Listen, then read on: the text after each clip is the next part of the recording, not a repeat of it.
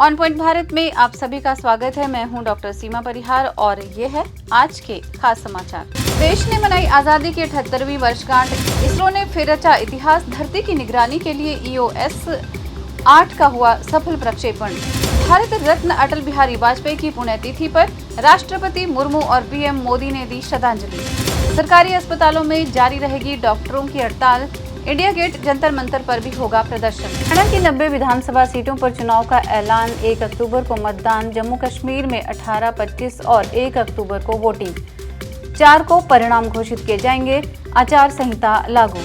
370 हटने के बाद पहली बार जम्मू कश्मीर में होंगे चुनाव। 3 बजे वाली बैठक में किया गया ऐलान। हिमाचल के एक शहर में एक दिन बाद मनाते हैं स्वतंत्रता दिवस। यहाँ नहीं था अंग्रेजों का राज, फिर किसके गुलाम थे लोग। उदयपुर में आज से दुनिया का अनूठा मेला शुरू। 18 जुलाई को केवल महिलाओं को ही मिलेगा प्रवेश। वो भयानक राष्ट्रपति होगी। डोनाल्ड ट्रंप बोले, मेरे मन में कमला हैरिस के लिए कोई सम्मान नहीं है। युद्ध के बीच यरूशलेम में नई बस्तियां बनाएगा इजराइल। PM ने नेतन्याहू के फैसले से फिलिस्तीन में हड़कंप। दोहा में गाजा युद्ध विराम समझौता वार्ता शुरू। अब तक मारे गए 40,000 फिलिस्तीनी। आंग सान सूकी के घर की नीलामी में किसी ने नहीं लगाई बोली। यूक्रेनी सेना के लिए फंड इकट्ठा करने वाली महिला को मिला कड़ा दंड। कोर्ट ने सुनाई 12 साल की सजा। शमर जोसेफ ने घरेलू मैदान पर मचाई तबाही। एक ही दिन में गिरे 17 विकेट। वेस्टइंडीज पर अफ्रीका का पलड़ा भारी। विनेश फोगट पर आया प्रधानमंत्री मोदी का बड़ा बयान। सचिन तेंदुलकर के सबसे ज्यादा रन का रिकॉर्ड तोड़ सकते हैं जो रूट। रिकी पॉन्टिंग के जवाब ने भारतीय फैंस को चौंकाया। और अब समाचार विस्तार से। देश ने कल आजादी का 78वां स्वतंत्रता दिवस धूमधाम से मनाया। पूरे देश में उत्साह का माहौल देखा गया। हर ऐतिहासिक और महत्वपूर्ण इमारत आजादी के रंग में रंग चुकी थी, लेकिन सबकी निगाहें फिर भी प्रधानमंत्री मोदी पर थी। उन्होंने 11वीं बार लाल किले की प्राचीर से देश को संबोधित किया। PM ने कई बड़े ऐलान किए। उन्होंने सेक्युलर सिविल कोड की बात कही तो बांग्लादेश में हिंदुओं की सुरक्षा पर भी आवाज उठाई। अपने संबोधन में PM मोदी ने मेडिकल में 75,000 सीटें बढ़ने का भी ऐलान किया। धरती की निगरानी के लिए EOS 8 को श्रीहरिकोटा के सतीश धवन अंतरिक्ष केंद्र से सफलतापूर्वक लॉन्च किया गया। इस रॉकेट के अंदर नया earth observation satellite EOS 8 launch किया गया है। एक छोटा सैटेलाइट SRO डेमोसैट भी पैसेंजर सैटेलाइट भी रॉकेट के साथ भेजा गया है। दोनों सैटेलाइट धरती से 475 किलोमीटर की ऊंचाई पर एक गोलाकार ऑर्बिट में चक्कर लगाएंगे। ASLV D3 EOS 8 मिशन में ले जाए गए उपग्रहों का वजन 75.5 किलोग्राम है। EOS 8 मिशन के उद्देश्यों में माइक्रो सैटेलाइट को डिजाइन और विकसित करना शामिल है। EOS 8 में 3 पेलोड लगे हैं। EOIR पेलोड को उपग्रह आधारित निगरानी, आपदा निगरानी, पर्यावरण निगरानी के लिए तस्वीरें खींचने के लिए डिजाइन किया गया है। भारत रत्न और पूर्व प्रधानमंत्री अटल बिहारी वाजपेयी की आज पुण्यतिथि है। इस मौके पर प्रधानमंत्री नरेंद्र मोदी और राष्ट्रपति द्रौपदी मुर्मू ने उनके स्मारक सदैव अटल पर श्रद्धांजलि अर्पित की। सदैव अटल जाकर उपराष्ट्रपति जगदीप धनखड़, केंद्रीय रक्षा मंत्री राजनाथ सिंह, लोकसभा अध्यक्ष ओम बिरला, केंद्रीय मंत्री JP नड्डा ने भी पूर्व प्रधानमंत्री अटल बिहारी वाजपेयी को उनकी पुण्यतिथि पर श्रद्धांजलि अर्पित की है। कोलकाता के RG-कर मेडिकल कॉलेज में जूनियर महिला रेजिडेंट डॉक्टर से सामूहिक दुष्कर्म हत्या की घटना के विरोध में रेजिडेंट डॉक्टर्स की अनिश्चितकालीन हड़ताल जारी रहेगी। दिल्ली के सभी सरकारी अस्पतालों में इमरजेंसी को छोड़कर OPD, नियमित सर्जरी और अन्य सभी चिकित्सा सुविधाएं प्रभावित रहेंगी। डॉक्टर्स एसोसिएशन फोडा ने मंगलवार को हड़ताल वापस लेने की घोषणा की थी, लेकिन बुधवार देर रात कोलकाता में RG-कर मेडिकल कॉलेज में हमले और तोड़फोड़ से डॉक्टरों का आक्रोश और बढ़ गया है। फोडा ने भी हड़ताल वापसी की अपनी घोषणा से पीछे हटते हुए एक बार फिर हड़ताल पर जाने का ऐलान किया है। साथ ही शुक्रवार शाम 6 बजे इंडिया गेट के पास कैंडल मार्च बुलाया गया है। चुनाव आयोग आज विधानसभा चुनाव का ऐलान करने वाला है। महाराष्ट्र चुनाव पर भी ऐलान हो सकता है। इस साल हरियाणा में केंद्र शासित प्रदेश जम्मू कश्मीर, झारखंड और महाराष्ट्र में चुनाव होने हैं। चुनाव आयोग नामांकन दाखिल करने, मतदान और परिणामों की घोषणा की तारीखें शामिल होंगी। 14 अगस्त को चुनाव आयोग ने जम्मू कश्मीर में सुरक्षा स्थिति की समीक्षा के लिए केंद्रीय गृह सचिव अजय भल्ला के साथ बैठक की थी। इस साल हरियाणा, केंद्र शासित प्रदेश जम्मू कश्मीर, झारखंड और महाराष्ट्र में चुनाव होने हैं। आज चुनाव आयोग नामांकन दाखिल करने, मतदान और परिणामों की घोषणा की तारीखें शामिल होंगी। पिछले साल दिसंबर में सुप्रीम कोर्ट ने केंद्र सरकार को 30 सितंबर 2024 तक केंद्र शासित प्रदेश में चुनाव प्रक्रिया पूरी करने का निर्देश दिया था। उधर जम्मू कश्मीर में अनुच्छेद 370 हटने के बाद इस बार पहली बार चुनाव होंगे। चुनाव आयोग ने आज दोपहर 3 बजे प्रेस कॉन्फ्रेंस में तारीखों का ऐलान किया। हाल ही में चुनाव आयोग की टीम ने जम्मू कश्मीर का दौरा किया था। इस दौरान टीम ने वहां से राजनीतिक दलों और अफसरों के साथ बैठक की थी। इस बैठक में तैयारियों की समीक्षा की गई थी। 370 हटने के बाद पहली बार जम्मू कश्मीर में चुनाव होंगे। हरियाणा में विधानसभा चुनाव की तारीखों का ऐलान किया जा सकता है। चुनाव आयोग की टीम ने हरियाणा का भी दौरा किया था। मेले तो कई जगह लगते हैं, लेकिन उदयपुर में हरियाली अमावस्या का मेला विश्व के अनूठे मेलों में शुमार है। इस मेले की खास बात यह है कि 2 दिवसीय मेले का दूसरा दिन केवल महिलाओं यानी कि सहेलियों के लिए रिजर्व किया जाता है। 125 सालों से चली आ रही ये परंपरा कायम है। ये मेला इस साल 17 और 18 जुलाई को आयोजित होने जा रहा है। हरियाली अमावस्या पर राजस्थान में कई जगह मेले आयोजित होते हैं, लेकिन उदयपुर के मेले की बात कुछ और ही है। इस मेले की शुरुआत तत्कालिक महाराणा फतेह सिंह के कार्यकाल के दौरान सन 1898 में हुई थी। महाराणा फतेह सिंह ने दुनिया में पहली बार महिलाओं को अकेले मेले का आनंद उठाने का अधिकार दिया था। हिमाचल प्रदेश की राजधानी शिमला से लगभग 33 किलोमीटर दूर ठियोग में 16 अगस्त को आजादी का जश्न मनाने की परंपरा है। ये परंपरा 1947 से चली आ रही है और आज तक कायम है। 16 अगस्त को आजादी मनाने के पीछे के कारण को जानने के लिए ठियोग की आजादी के इतिहास को करीब से जानना होगा। देश जब आजाद हुआ था तब भी कई रियासतों में बटा हुआ था। साल 1946 में आजादी के 1 साल पहले देश की 360 रियासतों को राजाओं और निजामों से मुक्त करवाने के लिए लड़ाई लड़ रहा था। इन्हीं रियासतों में से एक ठियोग की भी रियासत थी, जिसको आजाद करवाने की जंग भी जोरों पर थी। यहाँ के लोगों ने उस समय के राजा के खिलाफ एक बड़ा सा विद्रोह किया था और 16 अगस्त 1947 को लोग बादशाह ठियोग में राजा करमचंद के महल के बाहर इकट्ठे हो गए थे और जनता के दबाव में राजा को गद्दी छोड़नी पड़ी थी, जिसके बाद आखिरकार 16 अगस्त को ठियोग को आजादी मिल पाई। ठियोग में 16 अगस्त को देश की पहली डेमोक्रेटिक सरकार बनी थी।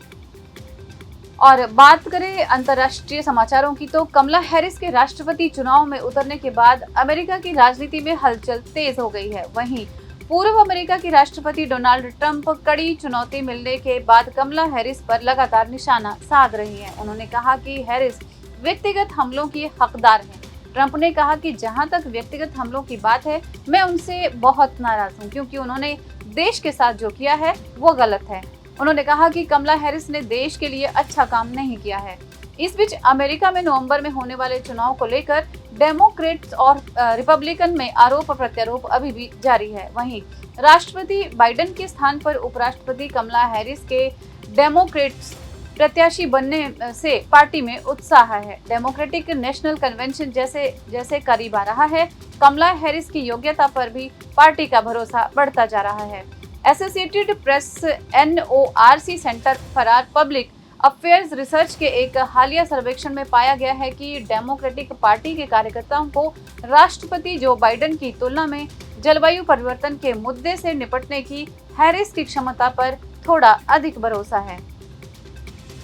गाजा युद्ध विराम को लेकर कतर की राजधानी दोहा में गुरुवार दोपहर अगले चरण की वार्ता शुरू हो गई है। दुनिया भर के देशों की निगाहें इस पर टिकी हुई हैं। इसी बीच इजराइल नागरिक प्रशासन विभाग ने घोषणा की है कि नई बस्ती नाहल हेलेत्स को 2017 के बाद पहली बार बसाया जाएगा। इसका निर्माण 148 एकड़ में फिलिस्तीन शहर बेथलेहम के पास किया जाएगा।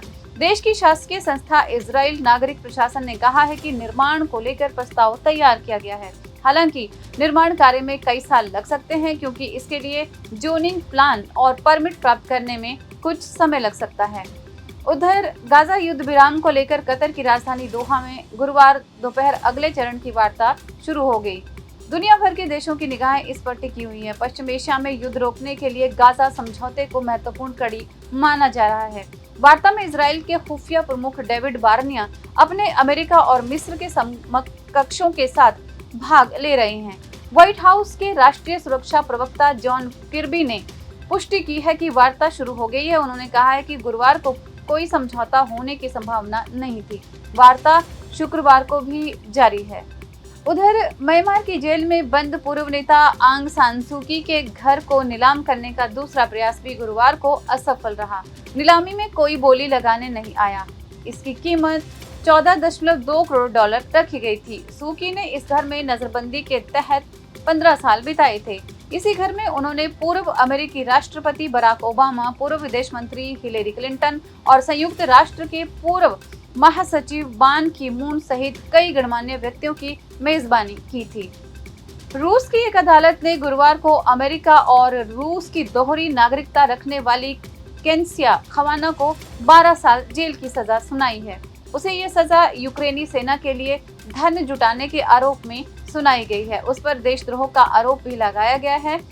खवाना को फरवरी में येनकातेरिनबर्ग में गिरफ्तार किया गया था। रिपोर्ट में कहा गया है कि उसने पिछले सप्ताह बंद कमरे में चल रही सुनवाई में अपना गुनाह कबूल कर लिया है। खवाना ने कथित तौर पर एक अमेरिकी से शादी करने और लॉस एंजल्स जाने के बाद अमेरिकी नागरिकता प्राप्त कर ली थी। वो परिवार से मिलने के लिए रूस लौटी थी। गुयाना में वेस्टइंडीज और साउथ अफ्रीका के बीच तीसरे टेस्ट मैच में तेज गेंदबाजों का दबदबा देखने को मिला। पहले मेजबान देश के तेज गेंदबाज शमर जोसेफ ने 5 विकेट लेकर शानदार वापसी की। इसके बाद वियान मुल्डर ने मात्र 18 रन देकर 4 विकेट चटकाए। एक ही दिन में कुल 17 विकेट गिरे, जो गुयाना पर टेस्ट क्रिकेट के एक दिन में सबसे अधिक विकेट गिरने का रिकॉर्ड है। त्रिनिदाद टेस्ट की धीमी पिच के विपरीत गुयाना में नीले आसमान के नीचे ये मैच बहुत तेजी से चला। दोनों कप्तानों की पहले बल्लेबाजी करने की इच्छा के बावजूद ये गेंदबाजों, खासकर तेज गेंदबाजों के लिए गजब का दिन रहा। तेज गेंदबाजों ने कुल 82.2 ओवर फेंके और 68 रन देकर 15 विकेट झटक लिए। साउथ अफ्रीका में टॉस जीतकर पहले बल्लेबाजी करने का फैसला किया। प्रधानमंत्री नरेंद्र मोदी ने पहलवान विनेश फोगाट को लेकर एक बड़ा बयान दिया है। प्रधानमंत्री मोदी ने विनेश फोगाट को देश की बहादुर बेटी बताया है। पीएम मोदी ने कहा है कि विनेश ने पेरिस ओलंपिक के फाइनल में पहुंचकर इतिहास रचा। प्रधानमंत्री ने ये बात 16 अगस्त यानी कि आज ओलंपिक्स एथलीट्स से बातचीत करने के दौरान कही। गौरतलब है कि पेरिस ओलंपिक में 50 किलोग्राम की फ्री स्टाइल कुश्ती के फाइनल से पहले वजन ज्यादा होने के चलते विनेश को डिस्क्वालीफाई होना पड़ा था। इसके बाद विनेश ने खेल पंचायत में इसके खिलाफ अपील दर्ज की थी। साथ ही संयुक्त रूप से सिल्वर मेडल दिए जाने की भी मांग की है। हालांकि 14 अगस्त को खेल पंचायत ने विनेश की अपील को खारिज कर दिया। ऑस्ट्रेलिया के पूर्व कप्तान रिकी पॉन्टिंग का मानना है कि जो रूट महान बल्लेबाज सचिन तेंदुलकर का टेस्ट क्रिकेट में सर्वाधिक रनों का रिकॉर्ड तोड़ सकते हैं, बशर्ते इंग्लैंड के इस बल्लेबाज की रनों की भूख और रन बनाने की निरंतरता को अगले 4 वर्ष तक बरकरार रहे। रूट टेस्ट क्रिकेट में 12,000 रन का आंकड़ा पार करने वाले 7वें बल्लेबाज बन गए हैं। उन्होंने अब तक 143 टेस्ट में 12,027 रन बना लिए हैं। तेंदुलकर के नाम 200 टेस्ट में 15,921 रन रिकॉर्ड है। और बात करें मौसम की, तो दिल्ली सहित देश के कई राज्यों में बारिश का दौर अभी भी जारी है। कहीं ये बरसात राहत लेकर आई है तो कहीं पर आफत भी बनी है। देश की राजधानी दिल्ली की अगर हम बात करें तो अभी बारिश का ये सिलसिला थमने वाला नहीं लग रहा है। इस पूरे हफ्ते हल्की से मध्यम बारिश मौसम को खुशनुमा जरूर रखेगी। दिल्ली के साथ एनसीआर इलाकों का भी यही हाल बना हुआ है। पंजाब, हरियाणा और चंडीगढ़ में कमोबेश ऐसा ही मौसम रहने वाला है।